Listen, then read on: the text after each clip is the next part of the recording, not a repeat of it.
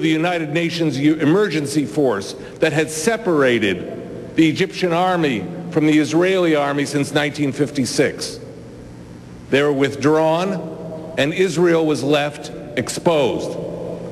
It was a time when the president of Egypt, Abdel Nasser, imposed a blockade in a blatant act of war against Israel of our southern port of Eilat, our outlet to the Indian Ocean. It was a time when Nasser, leading the Arab world, created a coalition of countries that included Syria, that included Jordan, included Saudi Arabia, included 1/3 of the Iraqi army. And this force created a ring of 250,000 soldiers around the state of Israel. Many people at the time were not certain that the Jewish state would survive. Some thought it would be extinguished. But something happened. In 6 days, Israel defeated the combined strength of Egypt, Syria, Iraq, Jordan, and Saudi Arabia.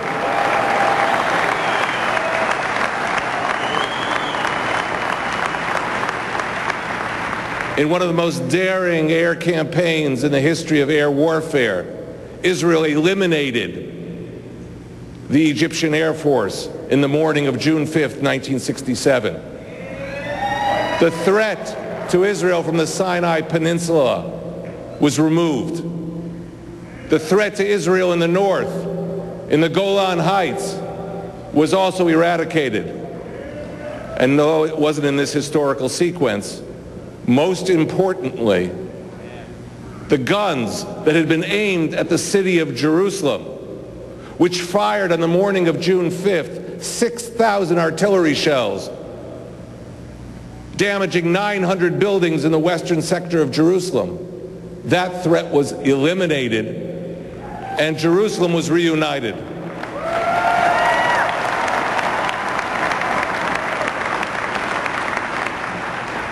We forget today what Israelis felt like and what most of the world felt like at that time.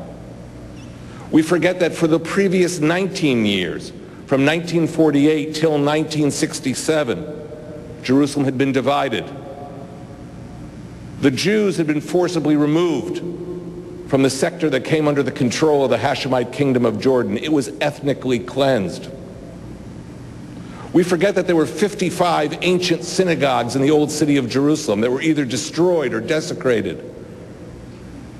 We forget that on the Mount of Olives, the ancient Jewish cemetery had many tombstones removed, used to help build the Intercontinental Hotel on top of the Mount of Olives, or used by the Jordanian army for latrines. That was the status of Jerusalem. We forget that the Christian population of Jerusalem was severely reduced because of discriminatory laws that were adopted by the Jordanians against them. We forget how difficult the situation of Jerusalem was and what Israel brought to bear when it reunited Jerusalem at the time. You know, when it comes to the issue of Jerusalem and the city of Jerusalem, you've heard many of the Psalms sung here tonight. The Jewish people have a very long memory. Next week, Jews around the world will commemorate 1,937 years since the destruction of the temple by the armies of the Roman Empire. Jews around the world will read the Book of Lamentations, not in comfortable chairs or pews. We turn our chairs on the side and we sit uncomfortably while we read Eicha, the Book of Lamentations. It's a fast day for the Jewish people. But our long memory also is able to reach back for moments of joy. For after Jerusalem's liberation in the 1967 Six-Day War, when Israel emerged victorious, we established a holiday. It's the 28th of the month of Iyar. It's called Yom Yerushalayim. And there's a special prayer that Jews say on Yom Yerushalayim. It's called Hallel. It's a prayer of the Levites from the days of the temple. And we say Hallel, we sing Hallel, we say Hallel for the special pilgrimage festivals. But in particular, the rabbis instituted Hallel for days which are miraculous, for miracles. It was instituted for Hanukkah, the festival of lights. And it was instituted in modern times for Yom Yerushalayim, for Jerusalem Day, because the failure of that Arab war coalition to destroy the state of Israel and the liberation of Jerusalem was a modern day miracle.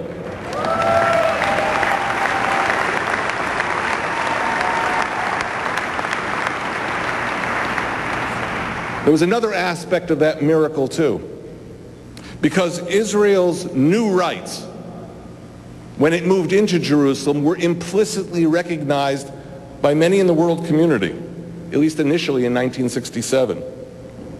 When the UN Security Council had to adopt a resolution to address the status of the territories that Israel had entered in a war of self-defense, the world community didn't say, Israel, withdraw to those pre-67 lines. The world community didn't say, restore the status quo ante, restore the previous situation. You know why? Because the previous situation that existed prior to 1967 was not a situation you want to restore. 55 synagogues destroyed, Jews not allowed to go to the Western Wall, Christians evacuating Jerusalem. Was the United Nations going to tell Israel to restore that situation, that pristine situation that existed prior to 1967? They couldn't. And so when the United Nations adopted the most important resolution affecting the status of those territories that Israel had liberated, it called for an Israeli withdrawal, but not an Israeli withdrawal from all the territories. And with respect to Jerusalem, that famous UN resolution, Security Council Resolution 242, didn't even mention Jerusalem. And we know that that was intentional because President Lyndon Johnson's ambassador to the United Nations, Arthur Goldberg, wrote in 1980 to the New York Times that under instructions he kept Jerusalem out of Resolution 242. They were not going to have us restore the previous situation. And after all, under whose sovereignty was Jerusalem previously? Jordan's sovereignty? No one recognized Jordan's sovereignty in Jerusalem or claims for sovereignty except Pakistan, not even the British. Who else could claim sovereignty? The British Mandate? That was finished. The Ottoman Empire or the Turkish Empire? They had renounced their claims to the Arab provinces of the old Ottoman Empire. There was a vacuum of sovereignty in 1967 when Israel liberated the old city. And therefore, the government of Israel in July of 1967 came forward and extended Israel's laws to those territories which it had liberated, including the old city of Jerusalem. In fact, we had to annex that old city, and we had to annex the eastern portions of Jerusalem, which we had a claim to, because that way our laws, Israel's laws for religious freedom, could be instituted in those territories which we had liberated.